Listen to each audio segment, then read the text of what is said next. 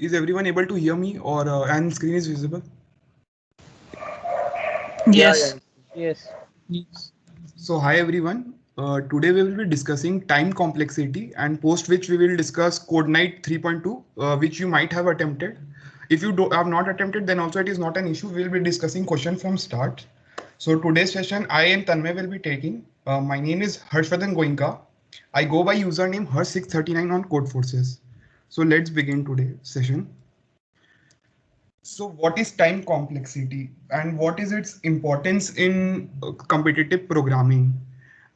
Basically, when after each problem, as you might have seen in Codename 3.2, there were some constraints of the problem that for which range you have to solve the problem. Like you, there are n numbers and you have given n numbers and you have to find the sum of them. So let's say the range is n is of 1e5, 10 to the power 5 that is. So what maximum time complexity code your code will can run, we need to figure it out before we start coding. So time complexity is basically the run time of your code, means is the number means the minimum time your code requires to run and give a solution to the specific input. So for each code, you can find the time complexity in terms of variables. So why do we need, so what is time complexity? So time complexity can be divided into means time complexity for each code can be computed in three ways. One is best case complexity. This is the basically best case complexity is the minimum running time of your code. Best case complexity is the minimum time, means best case is means the fastest your code runs on a specific test case. Like you need to sort n integers. So suppose your code can give your best complexity of your code can be O of n. Uh, uh, First of all, that if any one of you is not able to understand, can unmute yourself and ask me any question. So best case What complexity. is O of N actually? I'm not in the PDS. Uh, uh, se- okay, Start. okay. So I will start once again. So best case is basically the fastest your code can run on a specific test case. Means for some test cases it might run only once, and for some test cases it might take a lot of time. So best case is the minimum time your code takes. Average case complexity is average time complexity is basically over all the test cases average of your time what your code has taken. And worst is the maximum time your code takes for a specific test case. So in competitive programming, in each problem, there's a time limit given. Your code must execute and display the output within this time limit. So basically, your in competitive programming, we are only interested in worst case time complexity of your code, so that it must lie within your time limit, because then only it will give you an accepted solution. Otherwise, like last day, those who have attempted code night, in that many of you have got a verdict as time limit exceeded. That is, your code is taking time more than it should have taken. Means suppose in some of the problems, time limit allowed was 1 second. So if your code runs more than 1 second for a specific input, it gives time limit exceeded verdict. So we need to compute. It is necessary that the code you write, whose worst complexity must pass all the test cases within this complexity. And you need to check that you need to in the given test cases it might pass because it might be the best case complexity, but the worst case complexity of your code might not pass within 1 second. So it is necessary to know how to compute time complexity of the codes. So it is generally in terms of variables we calculate the time complexity. So now it will be difficult for us to explain time complexity of all the codes as of now. So we'll show you some basic codes, and if any one of we'll show how to compute the complexity of the worst case complexity of a code. So here is a problem. So those of you who don't know C++ or C or any other language, it is not a problem. This question is simple. I will explain you what is in this question. There is a variable which we have declared, which is sum equal to 0. So it generally means the declaration of the variable takes place in constant time or in constant time, or which means constant time means very few seconds, you can say. And this loop, outer loop, is running from 1 to n. And for each outer loop, means running from 1 to n, we run an inner loop from 1 to n. And each time we increment the value of sum by 1. Basically, in this, we increment the value of sum by 1 for each time. We increment the value of sum each time the loop is run. So how to calculate the time complexity of this code? So time complexity is basically the number of times this statement is getting executed. So how can we calculate it? So how to figure out the time complexity of this code is executing? So let's start for I equal to 1. My j is moving from 1. J is going from 1 and my sum increases to 1. Then my j moves to 2. Then my j moves to 3. And so on, it goes on till j is less than equal to n. And as soon as j becomes greater than n, it comes out of the inner loop. Means it comes out of this j, and then I gets increased to I equal to 2. So for again I equal to 2, my inner statement sum plus plus is executed n times. So like this, for each I, my inner statement sum plus plus is executing n times. So what do we observe is that this my statement is getting executed n squared times. Has anyone not understood what I just explained, that how is this statement getting executed n squared times? You can either write it in chat or you can unmute yourself and ask the doubt. So everyone has understood how it came out to be n square. Somebody please unmute yourself and say yes, because I cannot see the chat. Yes. Yes. Yes. So this is n square, but each operation in any language takes some constant time to run. Means suppose adding two numbers might take a time of let's say c1, which is a constant and which you can assume it to be a very small value. Similarly, like declaration of a variable might take another time c2. So each statement has a time weightage called which is a constant c1, c2. So this does not have a significant impact on our code. So main agenda is to calculate this value of a code.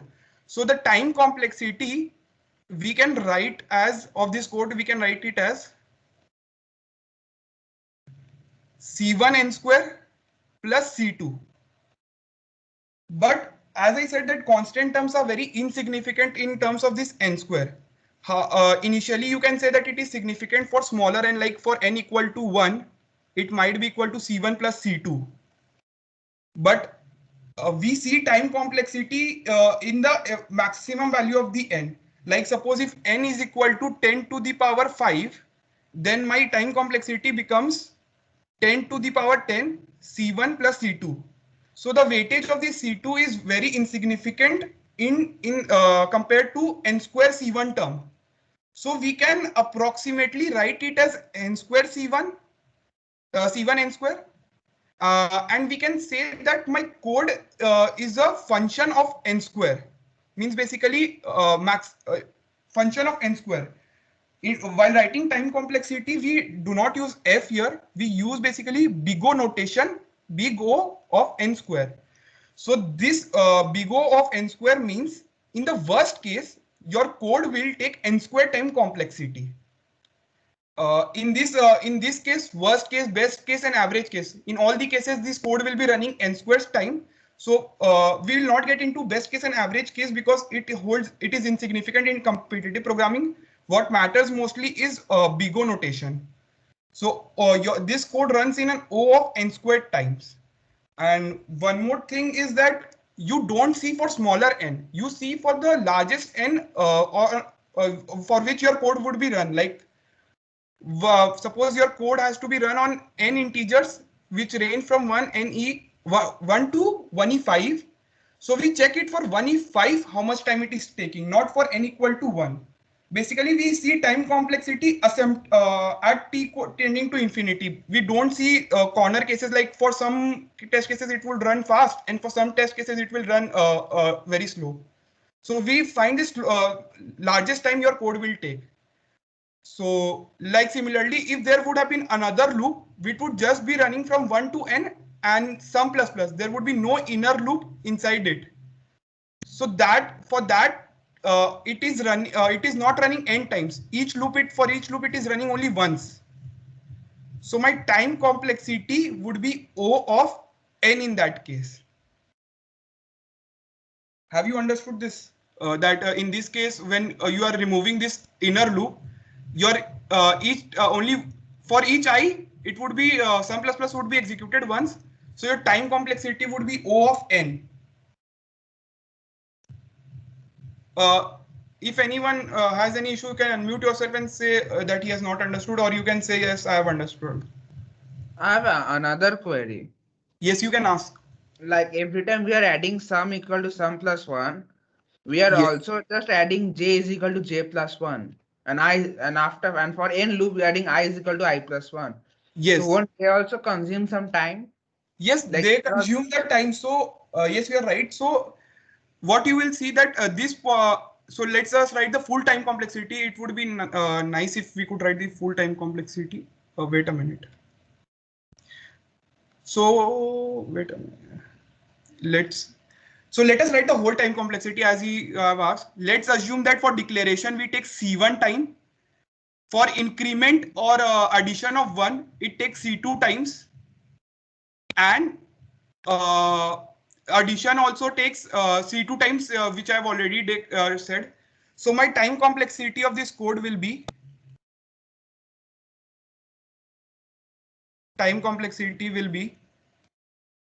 so I am declaring one sum, so one C1 will be there, plus I am declaring once more int I equal to 1, so it will take another C1 time, and I am increasing my I n times only. As you can see that I will be increased n times. Since after n times it would become greater than n and will come out of the outer loop. So C2 into n. Harsh, Yes. you should also take comparisons in like scenes. So the time complexity of comparison will be C3, suppose. Okay. Okay. Yes. So let us also see that means let's take let the time comparison of time of comparison is C3. So the outer loop comparison is taking place C3 into n times. Then we are declaring j equal to 1 n times. For each I, we are declaring j once again. So my int j equal to 1 statement is getting executed n times. So C1 into n. C1 into n plus my j less than equal to n is being checked n times for each I, and my I is moving from 1 to n. So my j less than equal to n condition is being checked C2 into n square times. C2 into n square times. And j plus plus is being incremented for each I n times. So similarly, it would be incremented C3 into n square times. C3 I took okay, C3 I took it for C3 I took the variable for increment and C3 was for comparison. So let this one will be C3 and this one will be C2. C2 into n square. And my sum plus plus variable is getting incremented n square times, which I showed you here, that for each I it is moving from 1 to n. So it will be increment is C2. So C2 into n square. So 1 second.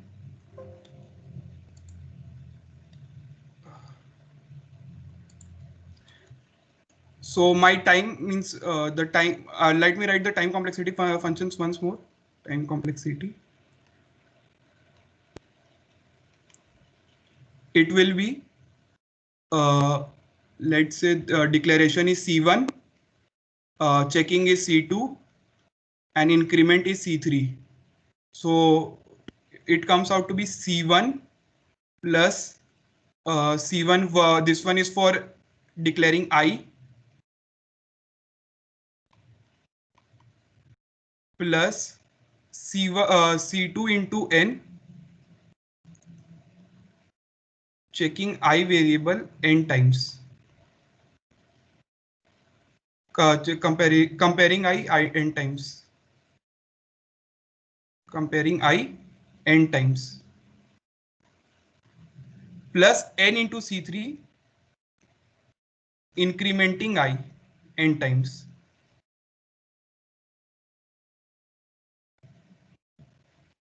I N times. Plus J is being declared N times for each I. So N into C1, declaring J.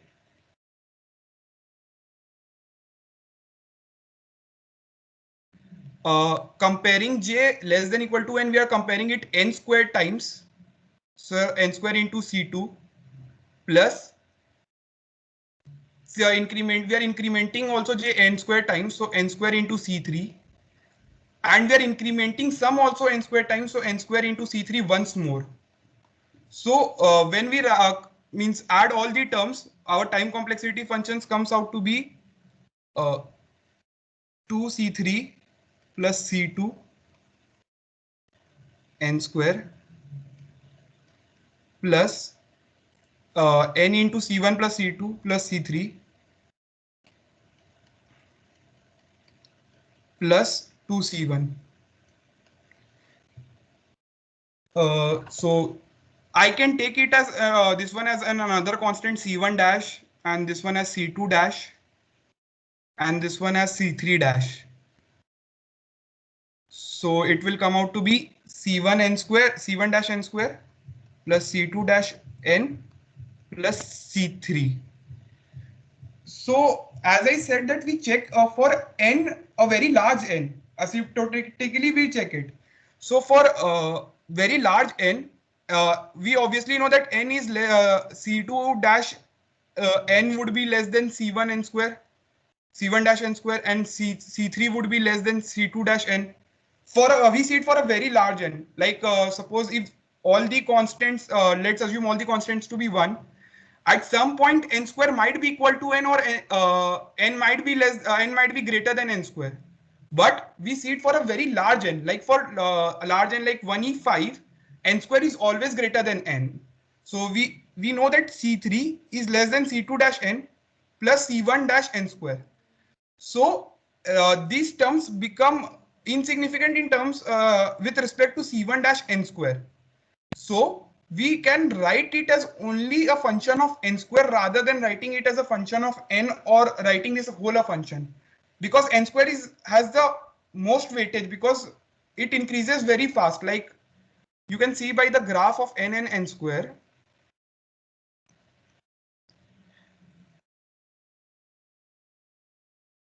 And let's assume constant to be 1. So initially you see that constant is high, very large, and n and n square are at the same point. But n square increases very fast compared to n. Initially it does not increase, but after 1 it increases very fast. N increases with a steady rate, whereas constant does not increase.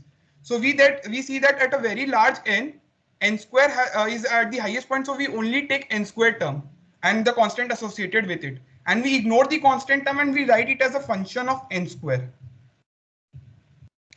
So now anyone have any doubts how we computed this time complexity for this code? I have another doubt. Yes, you can. Yes, please. Don't these constants depend on the hardware? Yes, they depend. So these constants do depend on hardware and the language you are using also.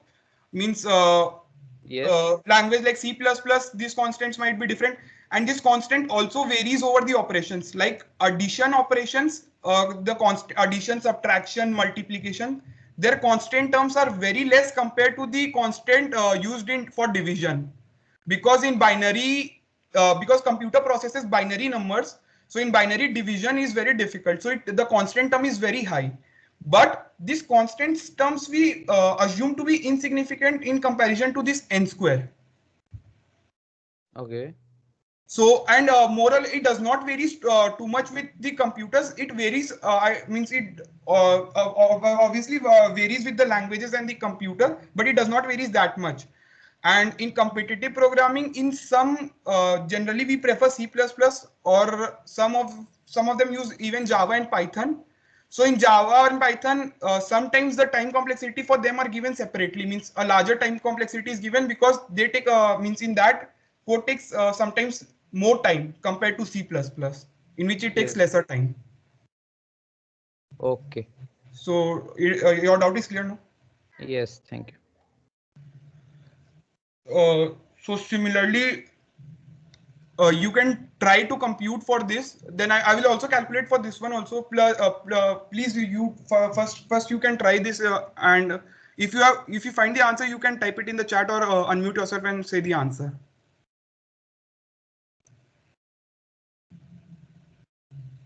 So everyone, please try this question. N into n plus 1 by 2. Yes, it was pretty quick. So anyone else got the answer? Anyone else got the similar answer, or you are getting a different answer? If you're getting a different answer, you can say.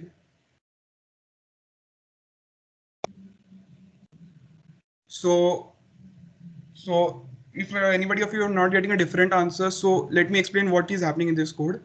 In this code, basically we can ignore the update and the check function for this one. We'll just check this function, how much time it is taking. So for I equal to n, the inner loop is running from 1 to n. So basically the sum will be increment, sum equal to sum plus will take place 1, 2, 3, 4, n times.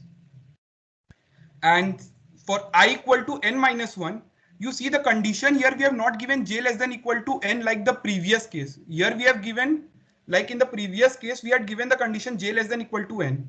In this case, we have given the condition to be j less than equal to I. So here my I is now I equal to n minus 1. So my j will move from 1, 2, and it will go on till n minus 1. And similarly, for I equal to n minus 2, I equal to 1, it will only runs once.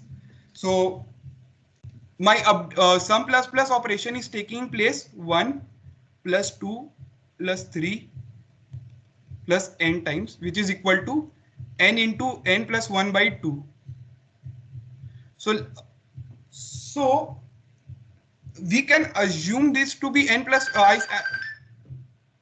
as I said, this n is very large, so we can assume that means n plus 1 has to be n, and we can write again this as O of n square, because the term 2 is insignificant compared to n, and we see it asymptotically, so it will be O of n square. So does anyone have any doubt here?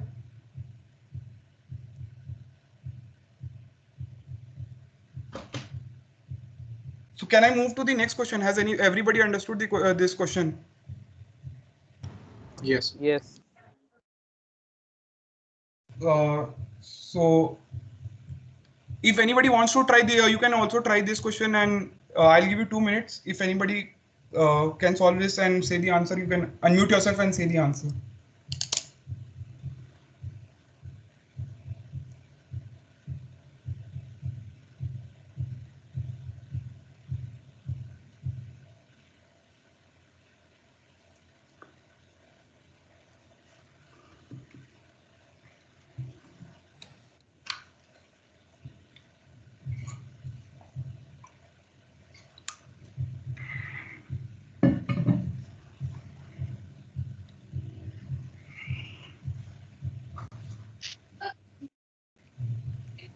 Will it be O of n? 2 of N. Can you pardon? O of n. 2 into n. Okay, we'll discuss it. So O of anybody n any log n. other? O of UN. n log n. Okay. O of n log n.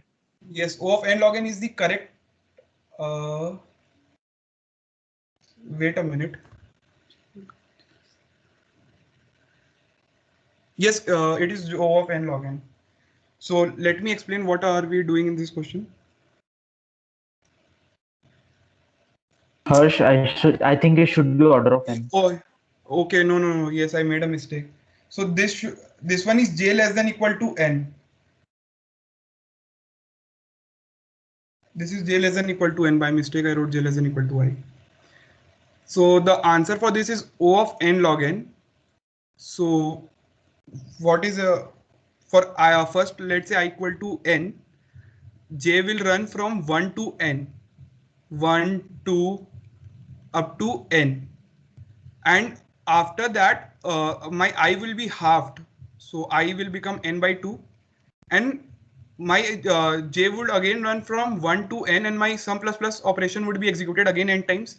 Similarly, this will go on till I is greater than equal to 1. So I is equal to n by 2 to the power x. Let's say this my outer loop runs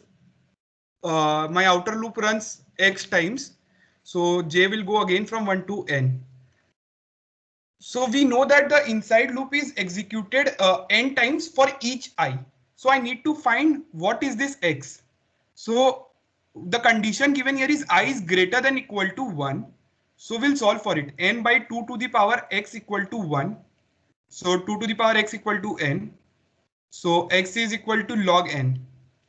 So my outer loop runs log n times, and each time for that inner loop runs n times. So my time complexity comes out to be n log n. So one more thing, if there would have been another code of O of n, means either means after this loop, I would have written another loop of O of n that would go from 1 to n and simply increasing sum plus plus. So basically my time complexity would have been O of n plus O means n plus log n. So my time complexity in that case n plus n log n. So in that case, my time complexity would have been O of n log n, because n log n, if you see asymptotically, is greater than O of n. Initially, it might be slower than n, but at greater values of n, my n log n has a greater value. So we write it as of O of n log n. Similarly, if there would have been code of n square here instead of n, O of n, then we could not have written it like O of n log n. We would have written the time complexity to be O of n square. So have everyone understood what I said just now? I have a doubt. Yes. Means if we have a sum of many functions of n in when we calculate time complexity, so we consider that function which is largest for a very great value for n, and we ignore other ones. Means that is the Yes. procedure for these questions. Yes, to calculate the time complexity. In some algorithms, the calculation might not seem very much obvious, but as we will go through the course, for each algorithm which we teach you, we will also teach you the time complexity of the code. And today, all the problems that we'll discuss further, all the 4 codes, we'll also discuss what is the time complexity for each of them. Okay. Okay. You can all of you can try if this n would not have been there, if this would have been j less than equal to I, what would have been the answer? So someone said that it will be O of n. He's correct, because j is running less than equal to n times. So for I equal to n, it would have run n times. J would have the inner loop would have run n times. For I equal to n by 2, it would have run n by 2 times. And similarly, for it will go on n plus n by 2 plus dot. It will go till I is greater than equal to 1. So we need to find the sum of this to find the time complexity. It comes out to be C of n. O, I mean basically O of n. So you can see that just by changing one simple constraint, time complexity changes from n log n to O of n. So has everyone understood how I got this one to be O of n for j less than equal to I condition? Yes. Okay, now we'll move to the discussion of the code night 3.2. Those who have not attempted, it's not a problem. We will be attempting the problem from the start. So the first problem was beauty of 3. It is a easy problem. So in this problem, everyone can read the problem statement once. I'll give you 2 minutes. You can read the problem statement once and think of the problem. Then I will start discussing the problem.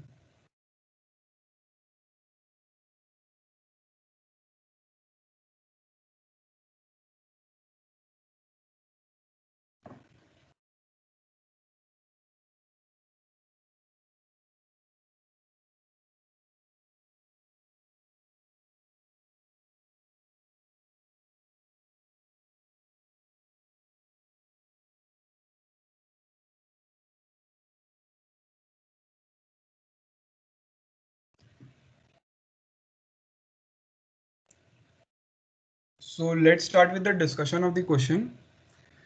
So Jay bought Nay a number for her birthday, but then she realized that Nay only likes the numbers which are multiples of 3.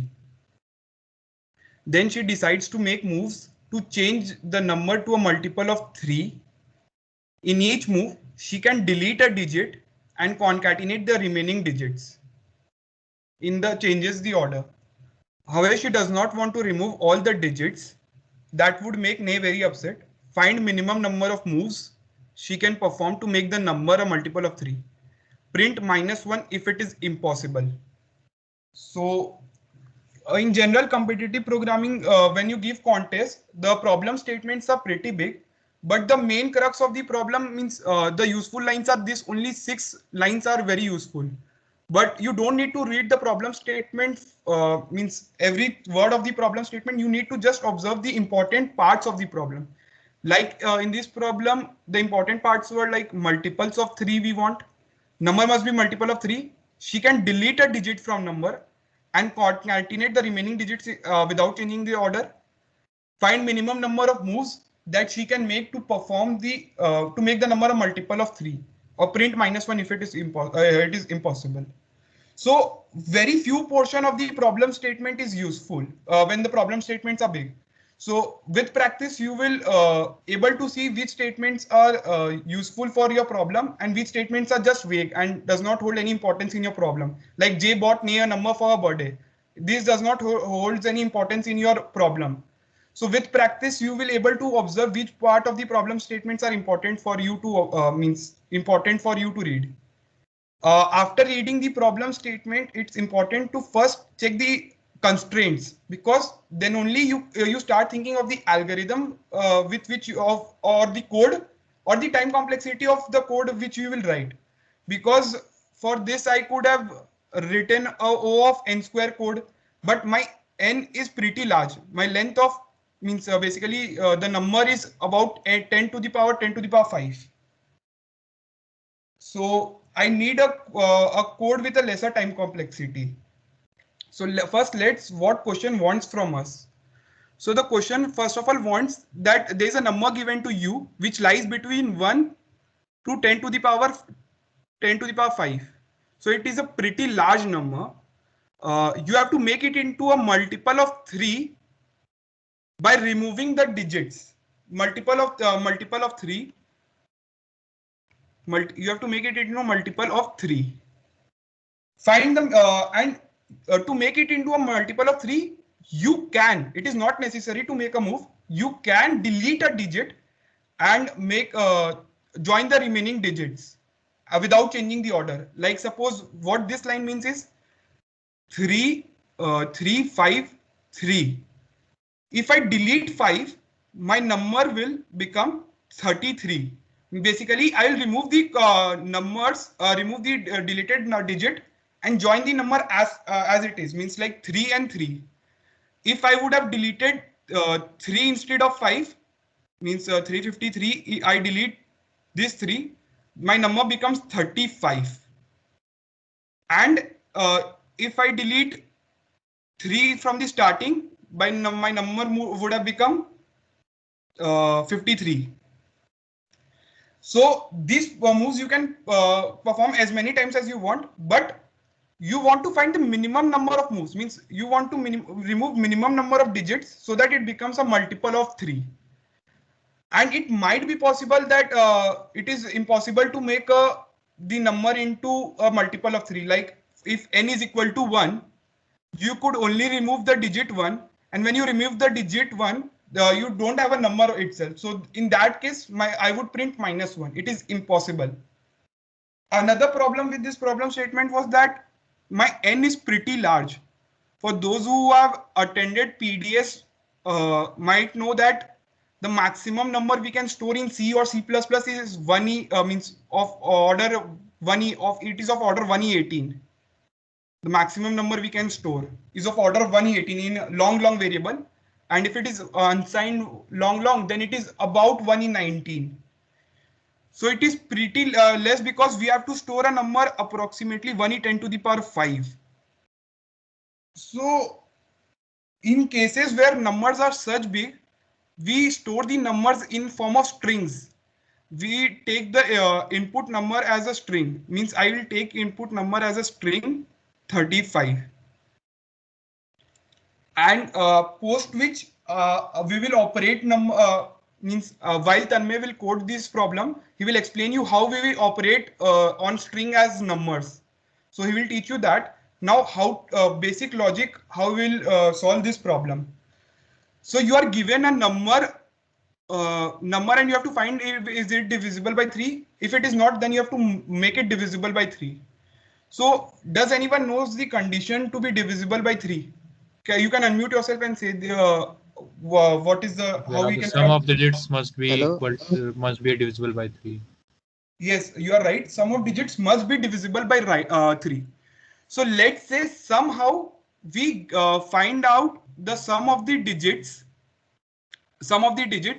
So if it is divisible by 3, let's say on dividing by 3, sum of digits, let's say it is sum of digits, it is divisible. If it is divisible by 3, it will leave a remainder 0. So in that case, I can print the number itself, means basically I can do 0 number of moves and print the means leave the number as it is. So my minimum number of moves would be 0. If my sum of digits leaves a remainder 1 on division by 3, in that case, it can also leave a remainder of 2. So in the case of 0, we don't need to make any move, and we can give the number as it is. So the minimum number of moves required is 0. So now we will see the case in which sum of digits leave a remainder 1. So each digit means each number, let's say x, on division by 3 can only leave 3 possible remainders: 0, 1, and 2. So if we remove, so let's say the sum of digit was s, which leaves a remainder 1, means s mod sign represents remainder. So s mod 3 leaves a remainder 1. And let's say there is a digit which also leaves a remainder 1. So if I remove this digit, so my s is of form, I can say s, I can write s as 3m plus 1. And I can write x as a form of 3n plus 1. So if I remove this digit, my number will become, sum of digits will become 3m plus 1, and this digit is x. So if I remove this 3n plus 1 term, minus 3 and minus 1, it will come out, my sum of digits would become 3 into m minus n. So we can see that m and n are integers. So my sum of digits will become the multiple of 3. So if there is a remainder whose of a digit which leaves 1, we can just remove that digit from the string and concatenate the remaining string, and that would give us the string which we required as a multiple of 3.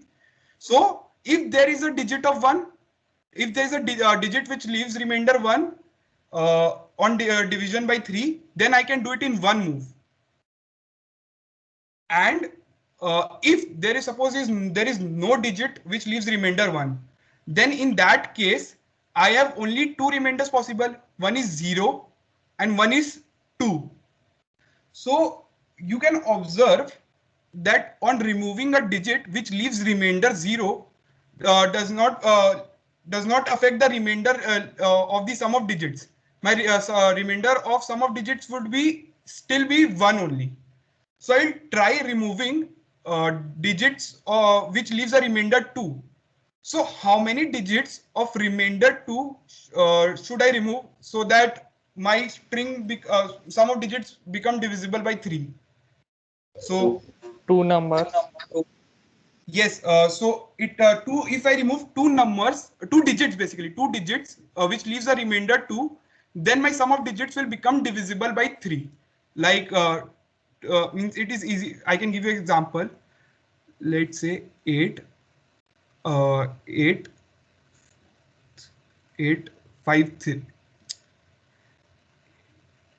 8, 5, 3.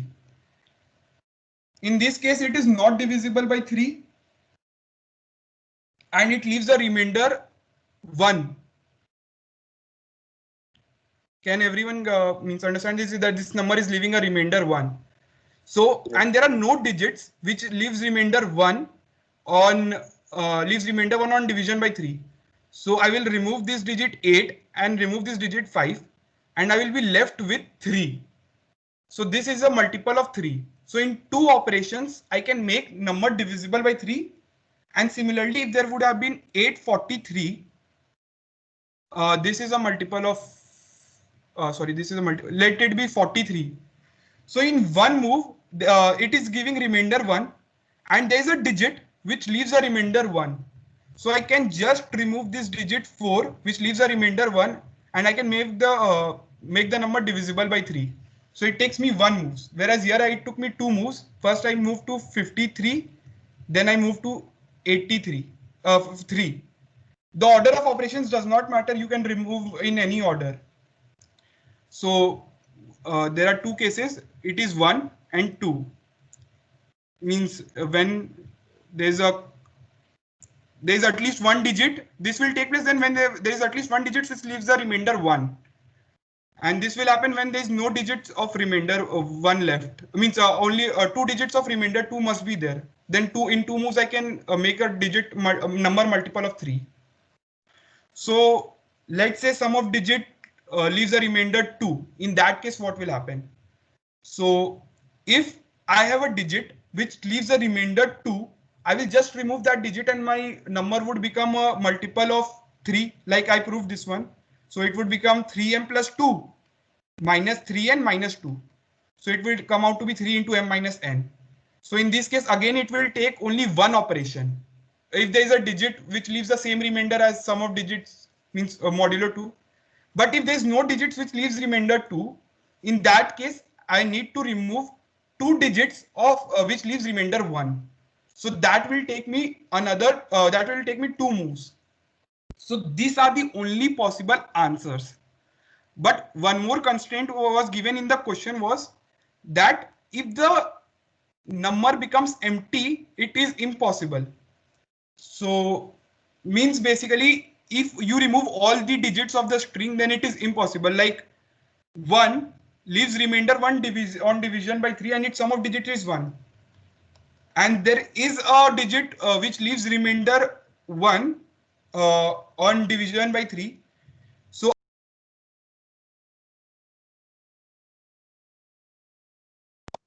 Sorry, my mic is muted.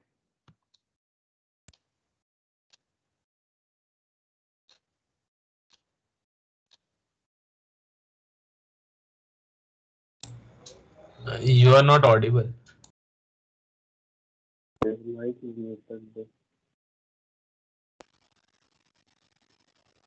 I think you.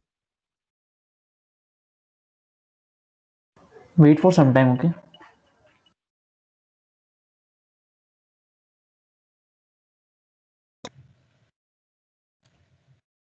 guys, please don't mute me. Some of you have by mistake have muted me now. Somebody muted me. Okay, when did you hear me last? Means till where you have means my voice was heard. till sum of digits is 1, means you are explaining that the case when output will be -1 of the code. Okay, okay. So yes, that was the last thing which I wanted to say, that when the means sum of digit would be 1, and means I have to remove my whole number, means I would be leave with an empty, means if I remove 1, I would be left with an empty string. In that case, I will display -1 as my output. You will understand it better when Tanmay will explain you the code. So now Tanmay will explain you how we'll write the code of this problem.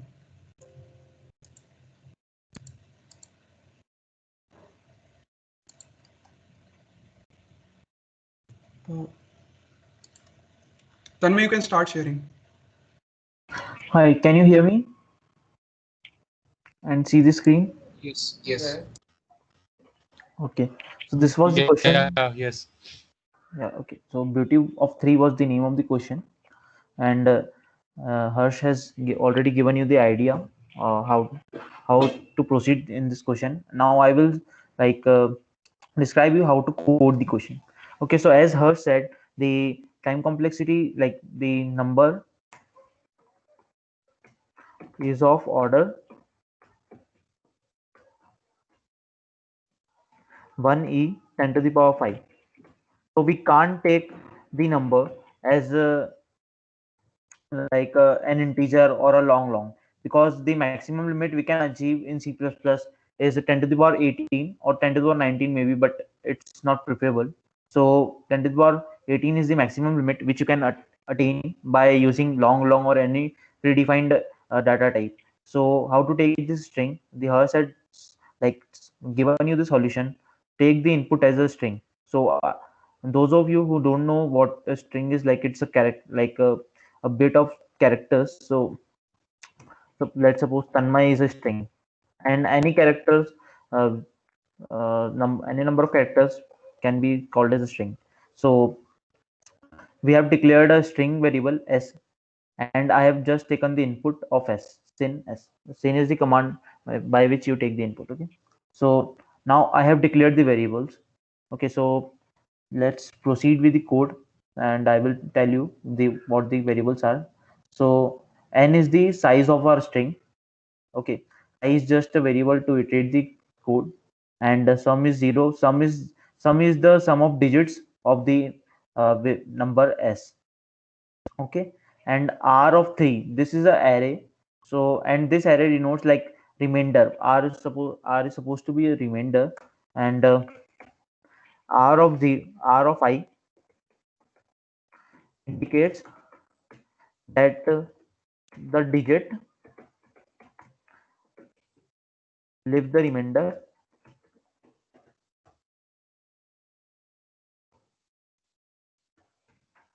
I.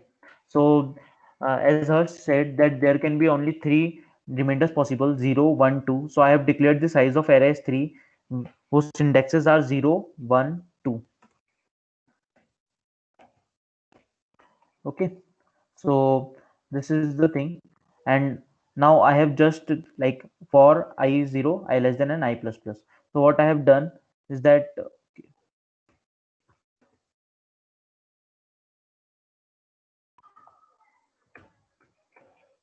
I have taken an integer a. This denotes the digit we are at. So suppose the number is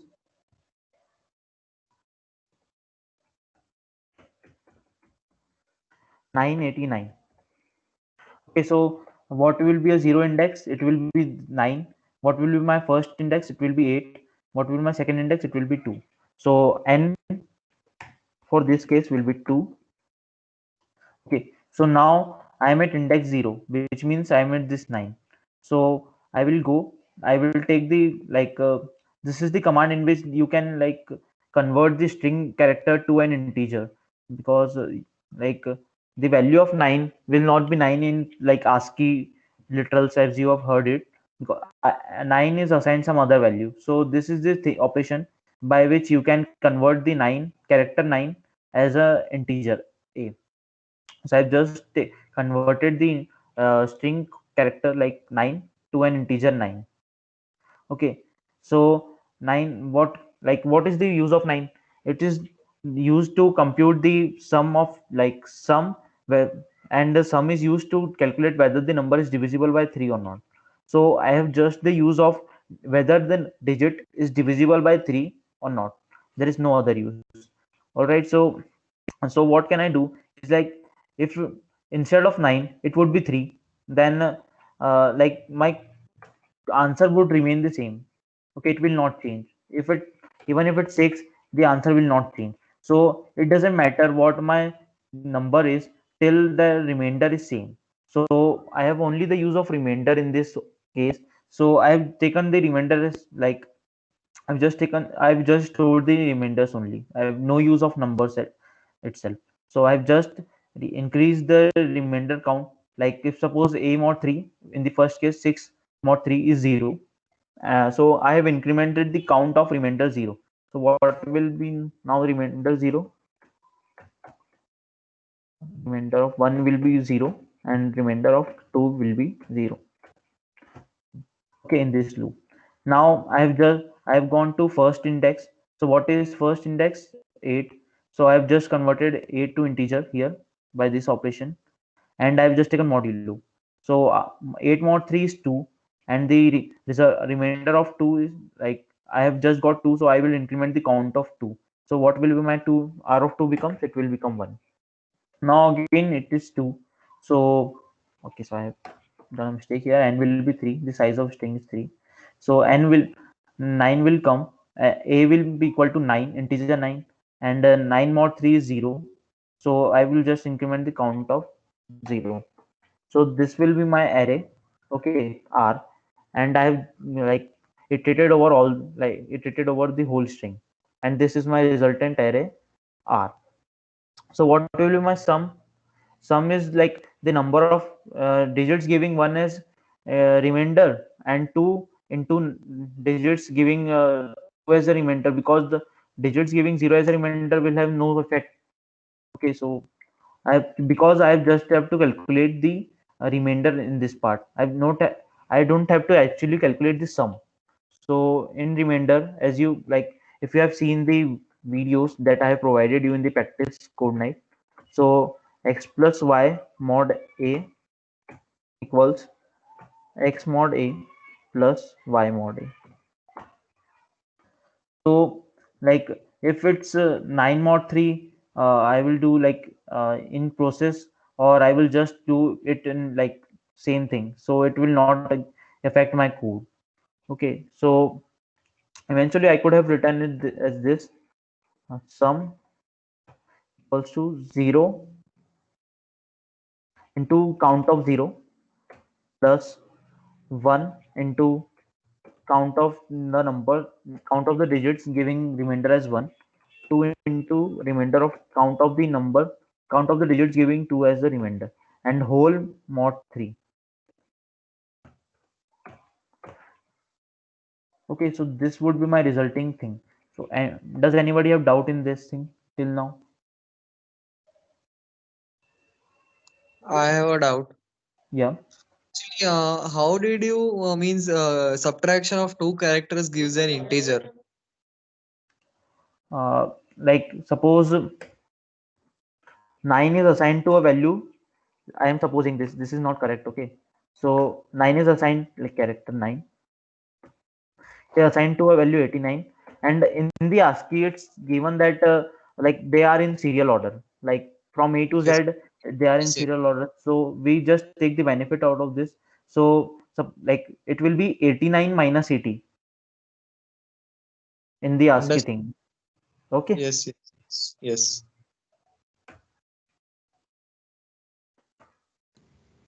Any other doubts till here? How RI is working and didn't understand it.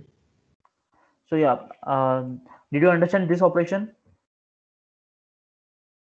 Like, what is A plus plus? Do you know that? Yeah, A plus plus means A plus 1. A equal to A plus 1. Yeah. So what I'm doing here is counting the counting how much times a particular remainder has come. Okay. So suppose like a you know that there can only be 3 remainders possible, 0, 1, 2. So my indexes can be 0, 1 and 2 only. So that's why I have included the size 3, because that will give me a 3 indexes, okay, 0, 1 and 2. So I could have just written here as like, it would be simple for you to understand. I've just calculated the remainder and I have just incremented the count of that remainder. So C is the remainder which will get by like dividing the digit by 3, and I'm just incrementing the count of that C. Do you understand it now, or should I understand it? Yes. Okay, so I think this should be clear by now. If you have any doubts, please ask So me.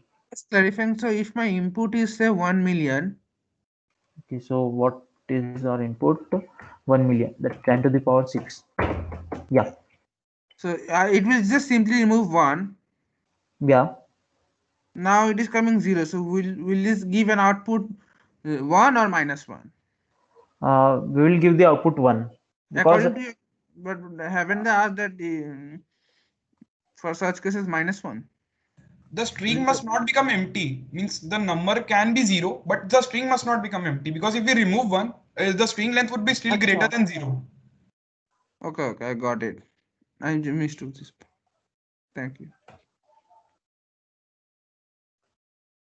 I we are did not still here. understand that 2 into R2 thing means in sum. And why did we Yeah. calculate modulo 3 additionally? Means I did not understand that some line. So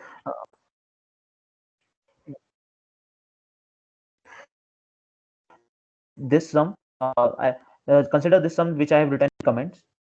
Okay, so suppose you have 2 digits giving remainder 0, 1 digit giving remainder 1, 5 digits giving remainder 2. Okay, so what will be one total remainder if I add these things? So it will be like 2 into 0, as I've said, like and one more thing, x into y small a equals small a multiplied into y mod a. Okay, so what can I do is like I have calculated there are 2 digits giving remainder 0. So what will be my thing? Like I will just multiply 2 with 0, and that will be my total remainder if I add those things. So the what will be my like total I add these things? 2 into 0, like, okay. Understood, sir. So if I So have no one need. digit, what? I didn't hear you clearly. Understood what you are doing, so I don't require a further explanation for this. Okay, so you understood, right? You understood, Yes, right? yes, I understood what you are doing in this. Okay, so let me. So do you understand also why I'm dividing, like take?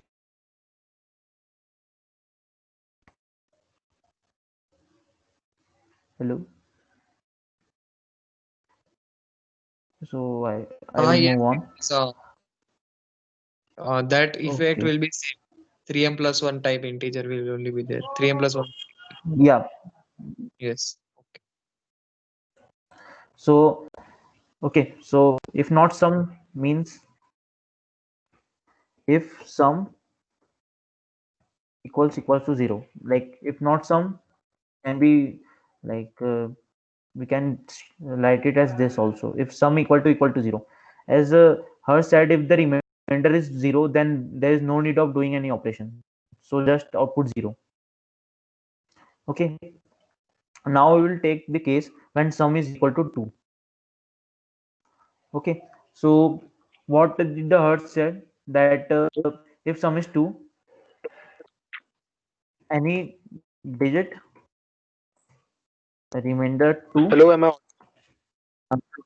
Yeah, you are audible, but not clearly. I can't hear you clearly. Hello. Hello, am I?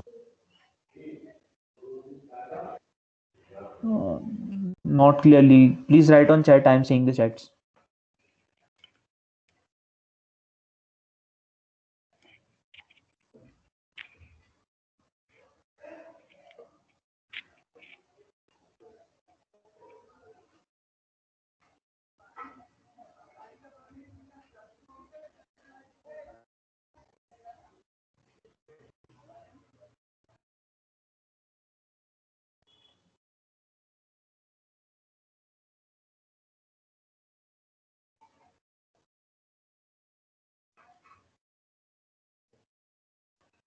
Can you explain the x plus y line once? So it's just the thing that mode operation operates like if I do x plus y and then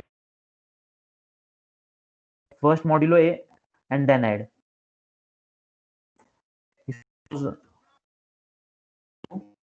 8 plus 3 mod 5. 8 plus 3 11. So 11 mod 5 equal to 1. So I can also write this as 8 mod 5 plus 3 mod 5 whole mod, I guess. So I forgot to do that. Sorry.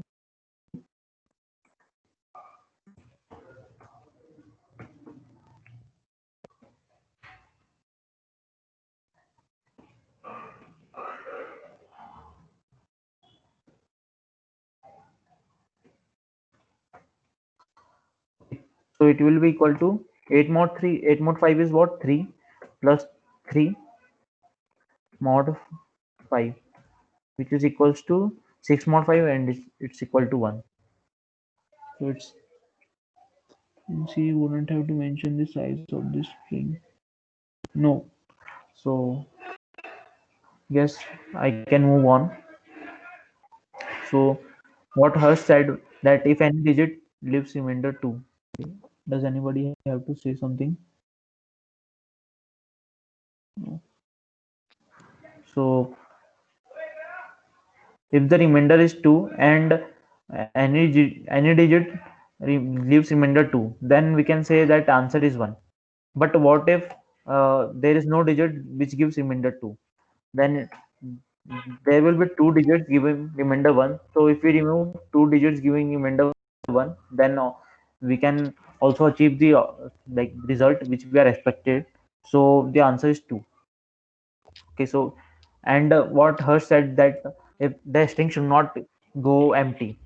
So if remainder of, like, if count 2 is greater than 0, so I require only I require only one digit whose count is greater than 2, whose remainder is 2. So I will just check if there is any digit whose remainder is 2, and if there is, then I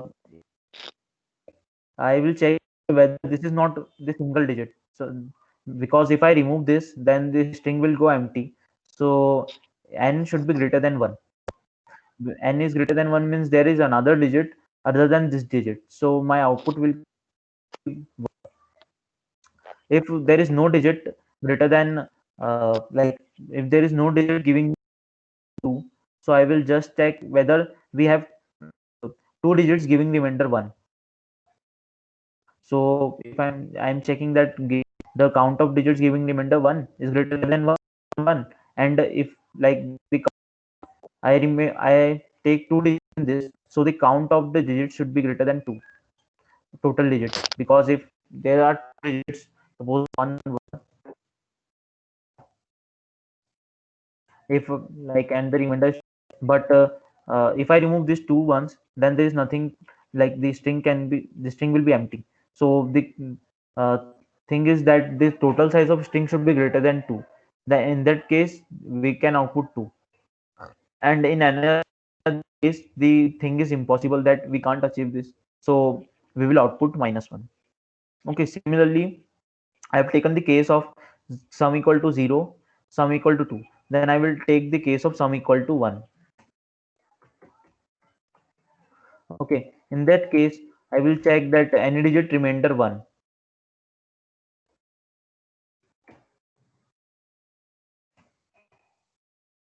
any digit giving remainder 1, then the answer will be 1.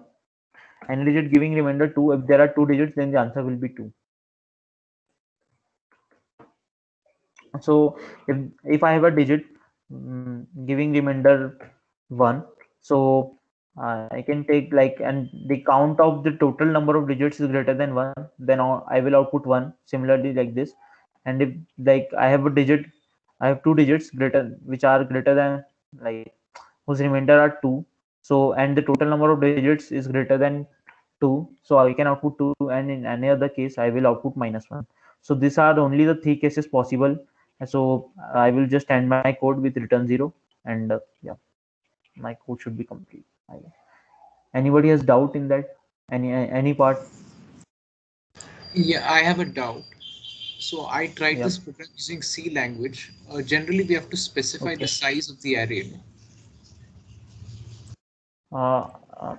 In C, like in that case, like suppose the constraints were 10, like the digits will be 10 to the power 10 to the power 5, right?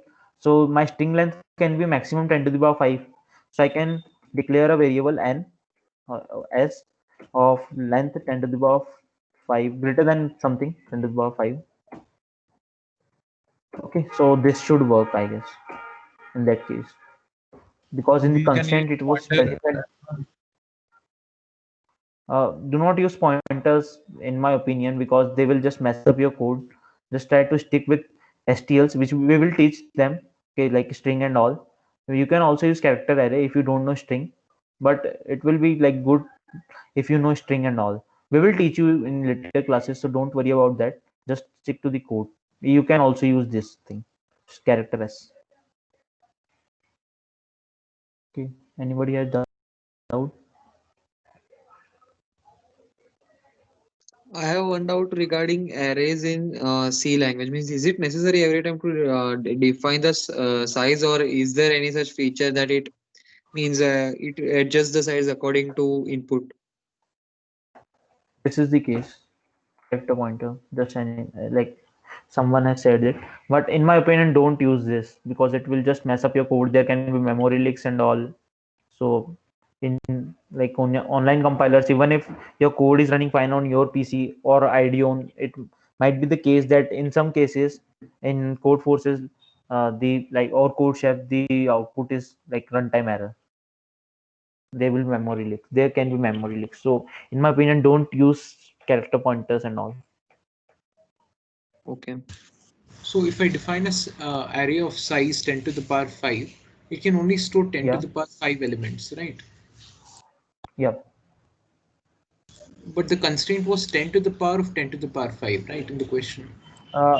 So you think like the number is 689. So the thing is we need to store only 3 digits, right? The size of string is 3 in that case.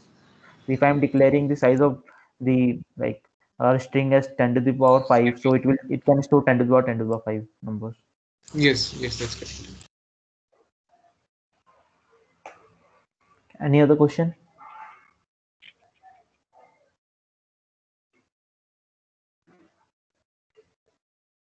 Okay, so Harsh, let's move on to another question. Yes, the doubts are resolved.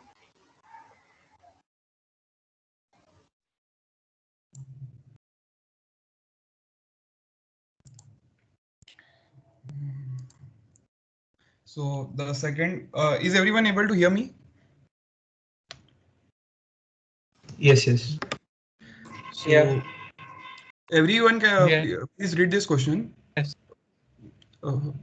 So the question is the basic part. I'll rush through the question. Basically, the question is you are given n strings. You have to find the largest common prefix among all of the numbers. Means basically this all n numbers. You need to find the largest common prefix. For those who don't know prefix, what is prefix?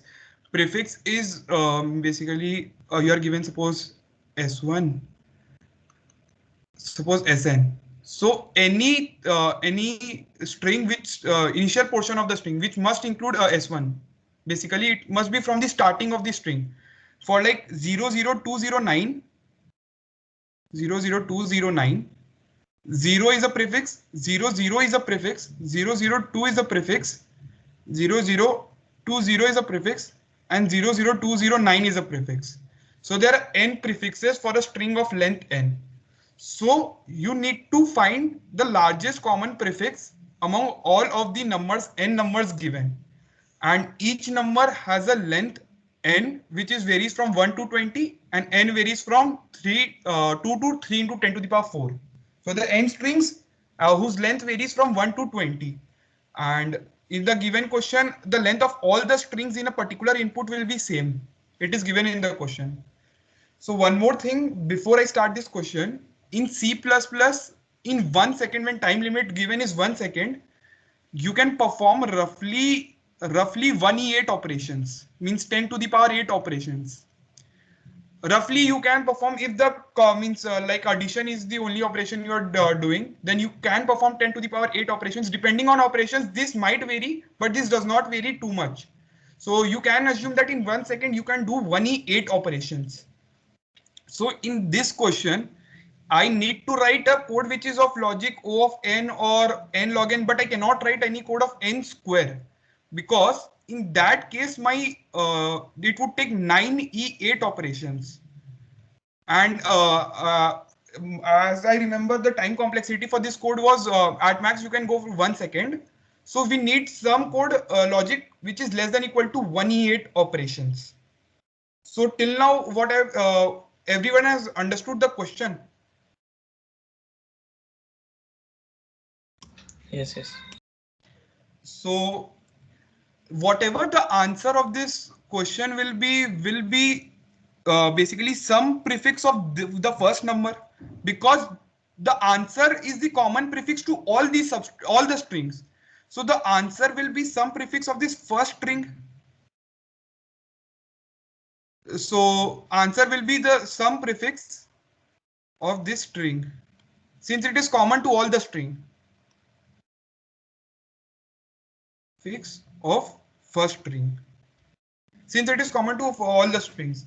So initially, if we take only the first string, I can take the whole string as the code, because it is the common only one string, so whole length can be taken as a prefix. And I think you have to find the maximum length. What it is, help him determine the phone code. So basically you have to determine the phone code. So means largest common prefix. So initially you can assume the whole string as a common prefix. So wait a minute, let me copy the question. 4002. Okay. 209. So initially I have assumed that let me store an answer that my answer is 00209, and I've executed only my first number. Now I move to my next number. I will check till which position of my answer which I have got till now is my correct, means which can be the code. So like 0 matches. So this character can still be in my answer. So I'll add 0. Again, then I'll move to the second character. It also matches. So it can also be in code. So 0, again, I can add it into my answer. Then 2 also matches. Then 2 can also be into the answer till the second string number. Then 1 does not matches. 1 does not matches with the answer currently. So I cannot include this character. And I also cannot include the further characters, because we need to find the prefix. And if we try to include this 9, I have to also include this 0, which is not correct. So my answer will now reduce to 002 if we execute only the first 2 strings. So similarly, I will iterate again for the third string. I'll check 0 matches. So I'll add to my new answer, I'll add 0. Then second character also matches. So I'll add another 0. But here 9 does not matches to 2. So I'll not add 2 to my new answer of the first 3 strings. So for the first 3 string, my answer is 00. And for the fourth string, the answer remains unchanged, and my answer will be 00. So have you understood the logic of the code? Means what logic I have, what is the logic of my algorithm? I have a doubt. Yes.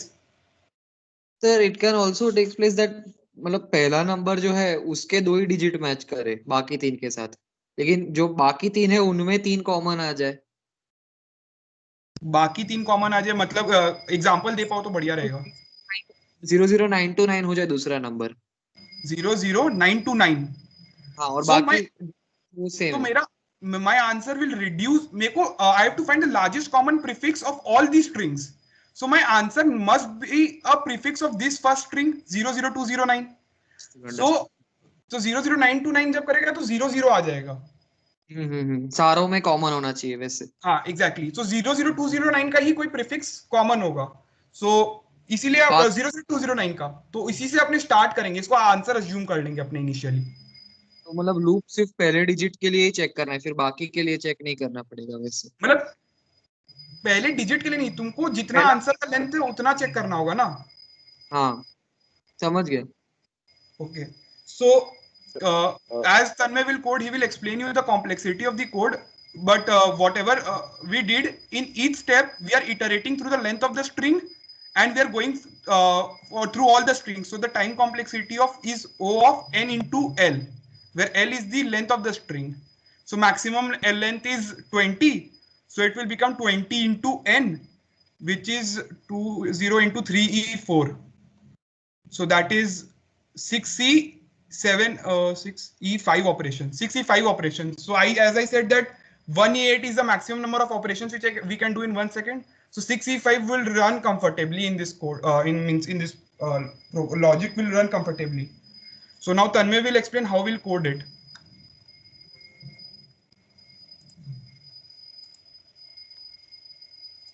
Tanmay Tanmay Can you hear me?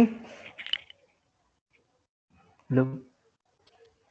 Yes, Yes, you are yes. audible. Can you, and see my screen also. Yeah. So Sir. in previous case, I missed the thing that we should have to compute the time complexity of the code. So I will do it now first, and then we'll move on to own code. Okay. So I am just declaring a variable which is of constant thing, and it is only one time. So we will ignore this thing. Just write. Okay. It will be order of 1. This will also be of order 1 as we are just taking the input. Okay.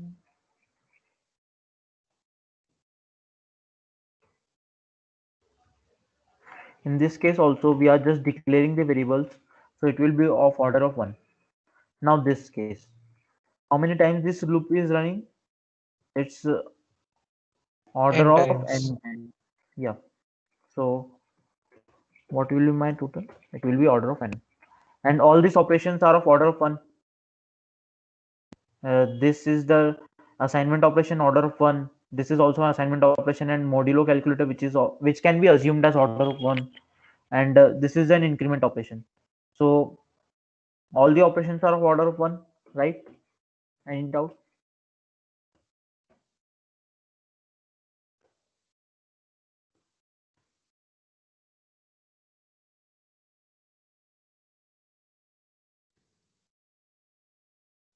Okay, so what will be my total complexity after this code? It will be order of 1 plus order of 1 plus order of 1 till 3 times, and order of n.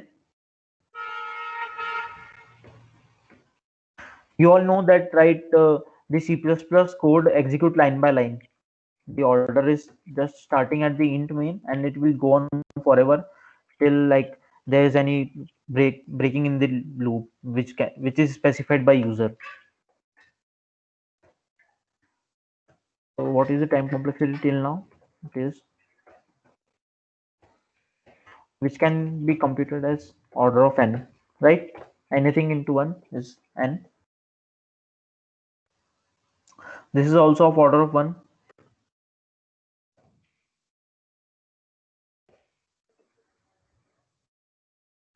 This is just checking. So similarly order of 1.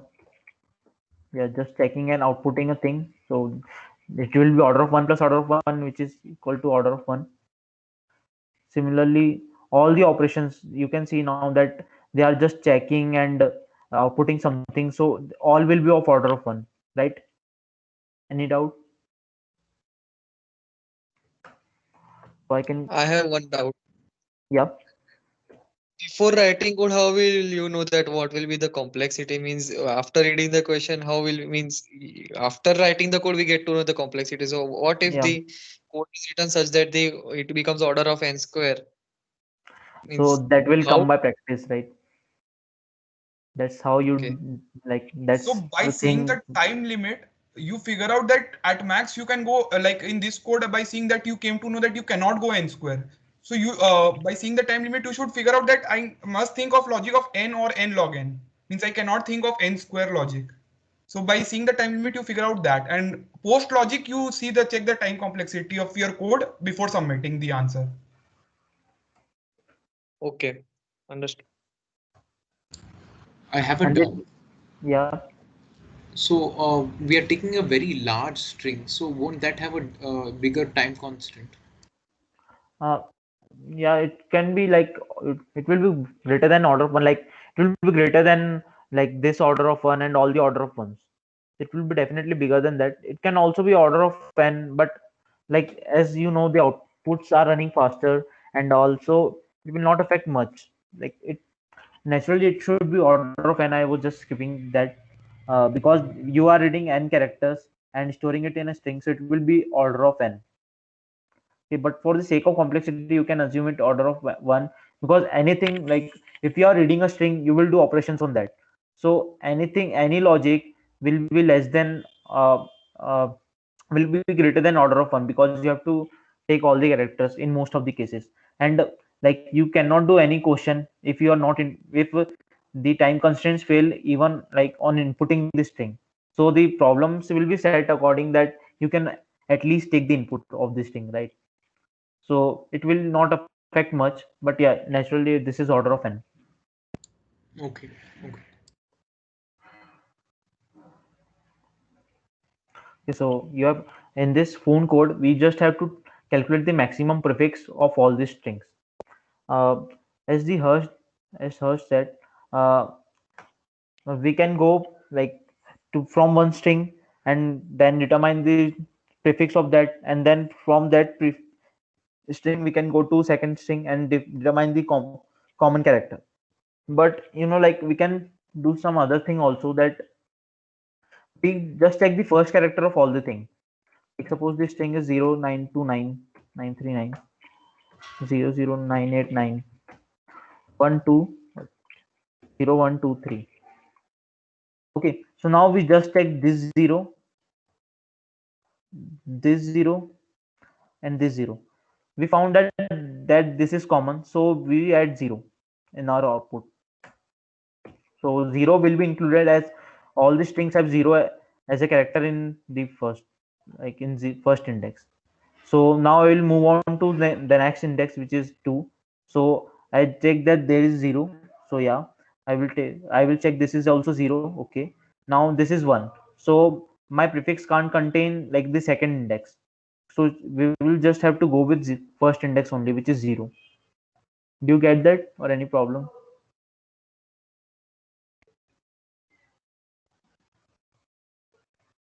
So we will just check like the index of by the index of characters. So first index of all the strings, then second index of all the strings, then third index of all the strings. And as we go, we find that if the index, like if the index values are same for all the strings, then we just add it to our answer. I think it's easy to understand. So let The me length move on to, the the length of the possible code is same in all the inputs. No, means it can be 5 characters for each or 4 characters for each. yeah, but as mentioned in the problem that the uh, like all the length is same for all the strings. Once it That is is my fixed, then the length is same. It is said in the okay. question. Okay. Okay, if the length is variable, then you will take the minimum length, right? Because you have no use of maximum length in that case. Yes. Okay, but in this case, we don't have to worry about that. So I have just declared the variables here. I am taking the size of the string as input, like how many strings are there. Okay, and I'm just declaring an array of strings. You can do that. I'm just declaring here the array of string, and I am declaring the answer. So what is my answer? Uh, till now, I have not processed any of the prefix. Like I have, let's like, to the thing. So till now, I have not gone to any index. So what will be my answer? My answer will be empty, right? Because I have not added anything to my string. Okay, so I have said that answer is empty string till now because I have not iterated over any prefix. I am just taking the input. All the strings are taking. I have been taking input.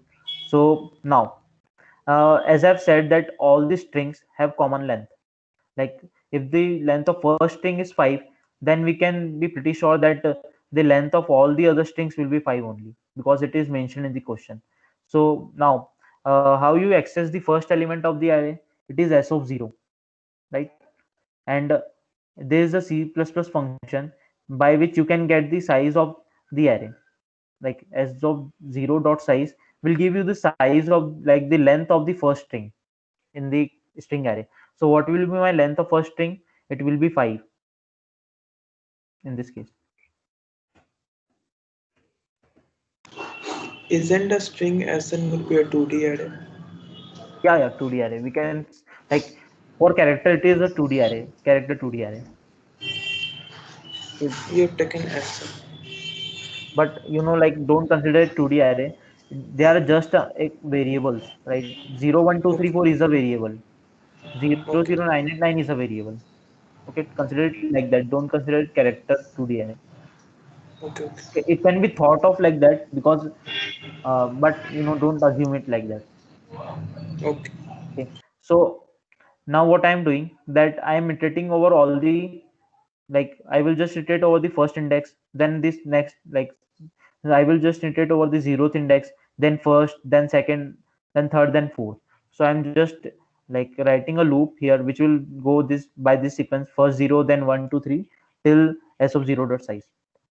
Okay, and then for like every string I'm checking that whether this suppose I am at I equal to 0, that means I am checking the first like zeroth index, and like I am pretty sure that this is the first index. So I will just move on to second string and we'll check that if the second string's first index, that is this 0, is equal to the first string's first zeroth index, which is this 0. I found this equal.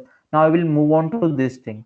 So the second string zeroth index is equal to the zeroth string zeroth index. See, I found this, it is equal. So this is what I'm doing for in this J loop.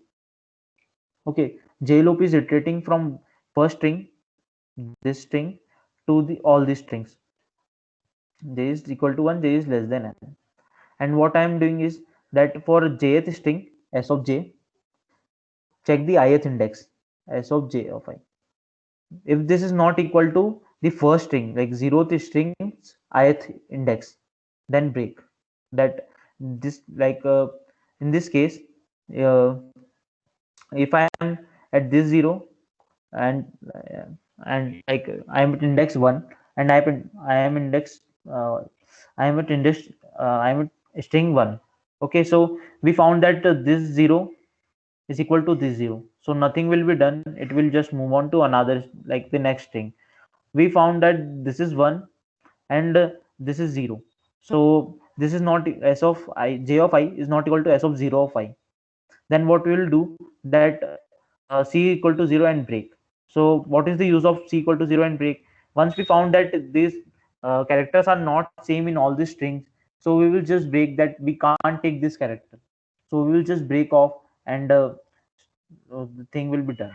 Okay, so if the characters are not same, then c equal to 0 and break. And if I am breaking from this in a loop, so I am no need to of checking another characters also. Like if the one is not same equal is not equal to 0, then I will not check for another variable. Like I will not check for second index 992. So I have no use of that. So if c equal to 0, then I am breaking from outer loop also. And what I'm doing, if the like all the characters are same, then what I'm doing, my string will be 0 in this case. So in this case, all these zeros, like all the zeroth index are same. So I will just add 0 to my string answer. What I'm adding, answer plus equals to s of I. I is the index number. So if I have not broken from this thing, that means all the characters of the ith index are same, right? So I'm just adding the ith index to my answer string. Okay, so this is the thing. Now what I have to output out, I have to output the answer string in this case, right? I have to output the phone code, right? So this is my code. I think they can be pretty, like a lot of doubts. So please ask one by one what I'm doing here. Yeah, and what do you mean by that answer plus equal to s of index I? That It's I'm just not able to. concatenating. Like first my string was empty, then I just add s of I. So it will become, like in this case it will become 0. Then I, like s of I is 1, then it will become 0 1. It is just concatenating on the back. Arey, Tanmay, it should be s of I, s of 0 I. It should be s of 0 I. Yeah, s of 0 I. Okay. So it's String clear. concatenation directly in C++ because in C we need to use a function. Yeah, so that's the str. use of string, like, right? So that's why I said that use string, not characters, and not, like, don't even think of character pointers. That's the use of, like, we can do a lot of operations. This is just the beginning, so we will just explore this world in the later classes when you are based, like, sure of basics. So this is the use of the string variables. This is the use of standard template library which C++ offers us. No, actually, my doubt is means if we add two strings, so means means it will just concatenate them directly. That is my doubt. So Yeah, if we yeah, add two bits, so yeah, so they will directly add. It means without any space. yeah. So Okay. the result will be this. Okay. Okay. So numbers will be represented. Okay. If we put it in char, then it will not do now that Yeah, concatenating.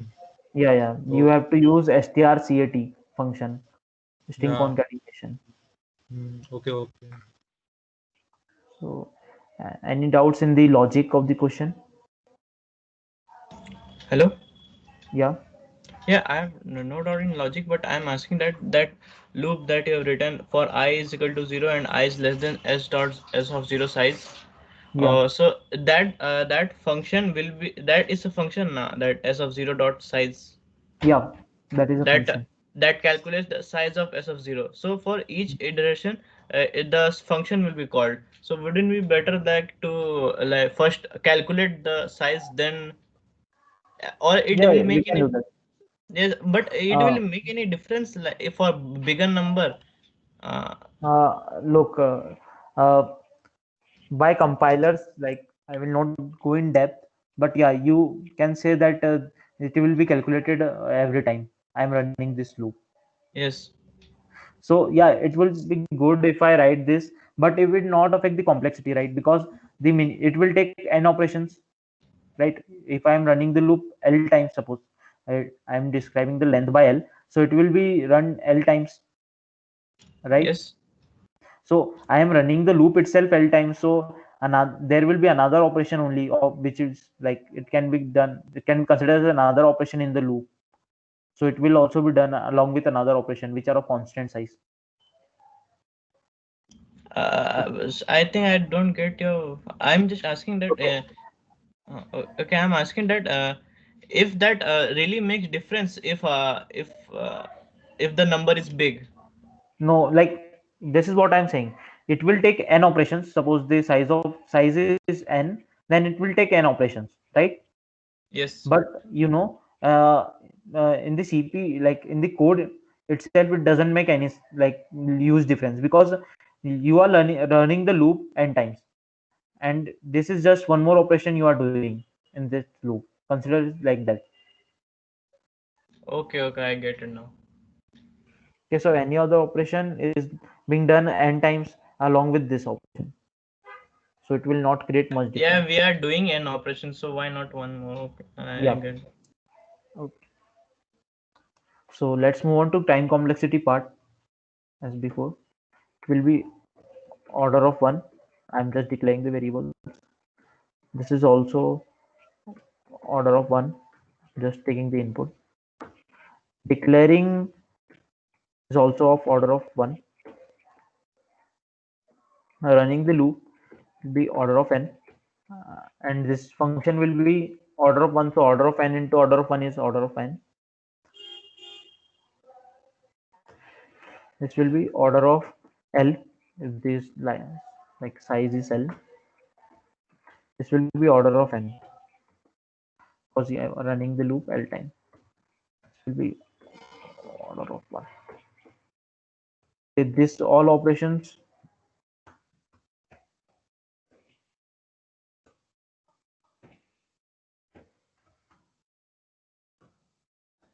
this will be of order of s of 0 I. So what is the length of s of 0 I? It is 1. It is order of 1. Consider it like, don't go into depths, we will consider that later, but yeah, just consider it as an order of 1 function. So what will be my total complexity of this loop, whole loop? Order of L. And for all order of L operations, I am doing order of n, and for all order of Ln operations, I am doing order of 1 operations. It will result in order of Ln complexity, and this is also order of 1. So total complexity will be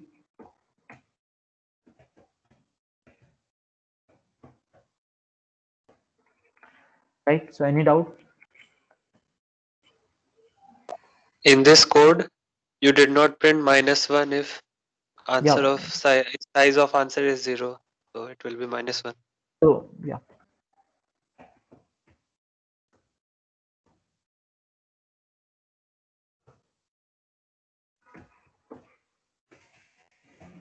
Thanks for reminding me that. Okay. If our string is empty, it is impossible to have any prefix. So just output -1. Otherwise, output answer. Okay. Any doubts? Okay, so I think there are no doubts. Harsh, you can continue, or if you can, like, if the people see that this is being a long session, then we can end it and discuss the problems in next session, because like I think it's more than 1.5 hour. So what do you say? Like, it all depends on you people. Yes, Yeah, I think that's good because question 1 and question 2 are hard for me. So yes. and we have some club meetings also in some time. Yeah, so Okay, so we will discuss the remaining question in next classes. And I'll also means after initially we'll teach you a topic, after which we'll discuss 1 or 2 questions every day. And the classes will be taking mostly on the weekends. If anyone has problem with that, you can watch the recording of the lectures. We will upload it on YouTube and we'll put the link on the Teams. okay, and please try to bring your friends. Like for the first year, the 25 attendance or the 40 attendance is like pretty